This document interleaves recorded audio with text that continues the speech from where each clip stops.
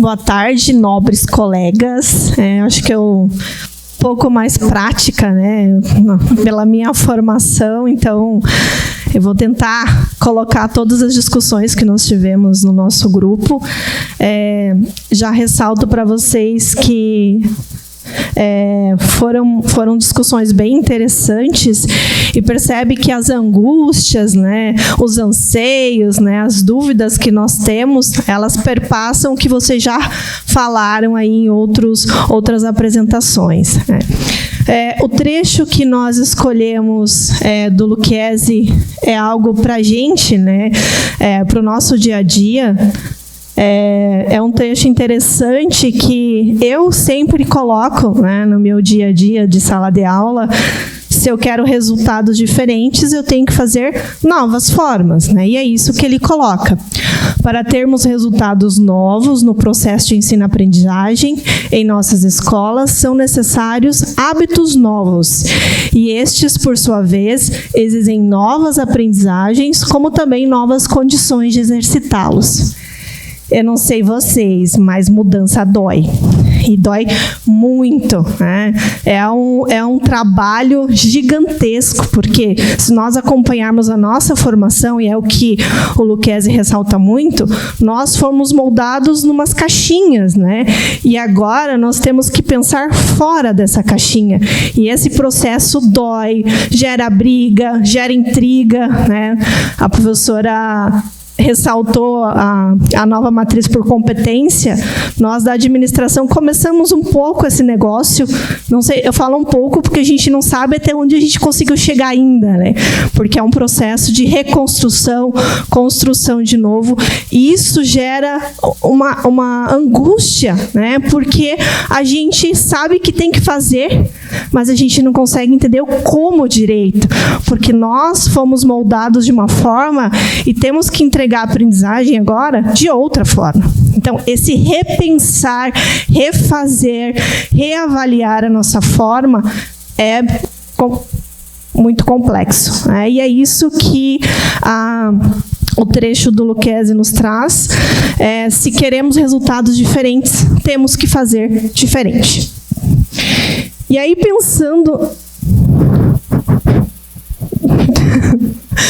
pensando nisso, e aí ressaltando algumas discussões que já foram levantadas, nós identificamos alguns elementos importantes, né, pelo menos na nossa visão, que diz que novas aprendizagens que devem ser aprendidas pelos professores em suas práticas docentes, bem como dos discentes na promoção do ensino-aprendizagem. Normalmente, quando a gente fala de aprendizagem, avaliação, é a figura do professor que tem que executar algo. É o professor que tem que dar, é o professor que tem que fazer. O aluno recebe e às vezes não recebe, né? Mas enfim, então é o professor que participa do processo. E para ela ser inclusivo e democrático, ida e volta. Os alunos têm que aprender as novas formas. Os alunos têm que fazer essas novas formas. Não pode simplesmente partir da criatividade do professor. Um professor que inova, faz diferente, pode ser que ele não seja interpretado por uma maneira agradável, como vocês já até ressaltaram nas avaliações, pelos alunos. Por quê? Nós fomos moldados para receber uma prova, responder, toma, acabou. Então, é um processo de desconstrução, não só dos professores, mas também dos nossos alunos. Eles têm que aprender que agora é sentar na cadeira, é ler, pensar, refazer, refletir, analisar o tal do protagonismo estudantil. Então, o ensino-aprendizagem e as avaliações, que entendemos que é um processo, não é um fim, é um resultado que você quer chegar, um resultado que você quer conseguir, ela precisa ser construída por o lado dos docentes, mas também pelo lado dos discentes.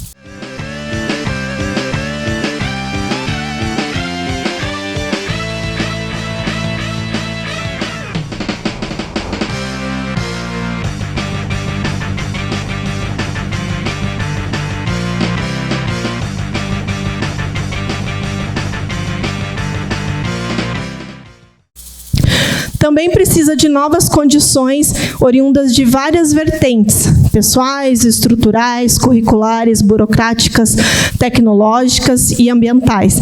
E aí vocês bem frisaram, né? Um professor que inova, né, dentro da sala de aula, às vezes é taxado de não quer dar aula. Isso aqui eu não tenho tempo para fazer. Por mais que metodologias, né, por exemplo, nas minhas aulas eu utilizo algumas, os alunos gostam de dizer que eu invento moda, né? Mas eu utilizo algumas práticas em que eu tenho tempo na aula para os alunos fazerem. Mas mesmo assim, né, esse repensar dos alunos, eles não entendem dessa forma. Aquela aula não é para refletir, para dialogar com o professor, para discutir, repensar.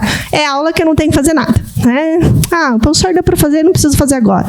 E aí deixa para fazer em casa, e aí o culpado é o professor que não deu os respaldos suficientes. Tá? Então, a gente precisa ter uma condição estrutural para isso, porque a avaliação ela não é um ato isolado, ela é um processo. E muitas vezes, talvez agora isso mudou com a nova reformulação dos currículos, né?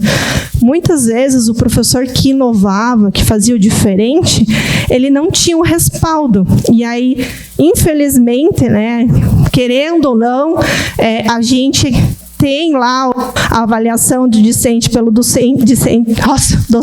discente como um filtro, né, para a gente entender se o que a gente está fazendo está ok ou não. Só que muitas vezes esse filtro, né, ele serve como forma de atacar os professores, agredir os professores, né? E aí não é todos os alunos que fazem essa avaliação. E aí às vezes até a gente comentou, né? O professor faz uma coisa totalmente legal, ele acha que tá, né? Tá bombando em sala de aula, fala, hoje foi a melhor aula que eu fiz, né? E na avaliação recebe alguma coisa pejorativa e aí desmotiva. Então, isso é um repensar, né? Tanto de um lado quanto do outro. Será que a estrutura está preparada para as novas formas, né, de pensar, de aprender, de gerar aprendizagem, de fazer esse processo de avaliação? Hoje é moldado por nota. Né? Então, por mais que a gente não queira, a moeda de troca hoje é a nota do aluno. Ele faz, mas no fim de tudo, ele espera a nota. Mas será que nós estamos avaliando esse processo de aprendizagem? Será que a gente não está dominando, como diz o Lucchesi? Outro elemento que a gente conversou é que esse processo de transição dos hábitos de examinar para os hábitos de avaliar exige tempo, e é uma construção. E aliado a tudo isso, é um processo de acompanhamento. Nós não vamos acertar da primeira vez. Dar o pensar, fazer algo diferente, eu vou dizer a vocês, eu estou tentando já 4 vezes da mesma disciplina e não consegui fazer o negócio rodar da forma como eu espero que gere resultados. Será que a universidade está preparada para esperar esse tempo, dar o suporte, né, que os docentes precisam para isso? Ou será que a gente ainda está, enquanto instituição, no examinar mesmo? Né? Eu quero saber qual é a nota e acabou. Então, é um processo difícil, moroso, exige tempo e acompanhamento para esse processo aí de transição. E aí vem a pergunta, né? Será que a avaliação ela pode ser aprendida pelo professor? Sim, né? A gente nunca sabe tudo. A gente está sempre em construção. Nós, né, aquele indivíduo que não se informa, que não lê, que não busca, ele para no tempo, né? E eu tenho certeza que os meus colegas estão sempre buscando. E aí a gente entendeu que na discussão do próprio Lucchesi, em que ele fala, né, essa transição do examinar para o avaliar, a gente já superou isso. A gente sabe que tem que ter o avaliar, que é um processo diferenciado, inclusivo, democrático, que isso tem que acontecer. Mas aí a gente esbarra no como. Como fazer isso? Como ter resultados?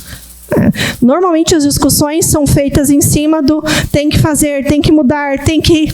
Mas e o como? Quais são os exemplos que a gente tem para que isso aconteça? A gente está indo por tentativa e erro, né? Será que é a melhor forma? Será que não é? Mas a lógica de avaliação, ela já é ponto pacífico, né? Então, pode ser um ato democrático inclusivo que faz parte de um processo de ensino, de aprendizagem que envolve planejamento, diálogo e resultados em prol de objetivos claros. A avaliação ela só vai ser coerente se ela tiver objetivos claros e todas as partes saberem, né, o que deve e como deve ser feito. Obrigada.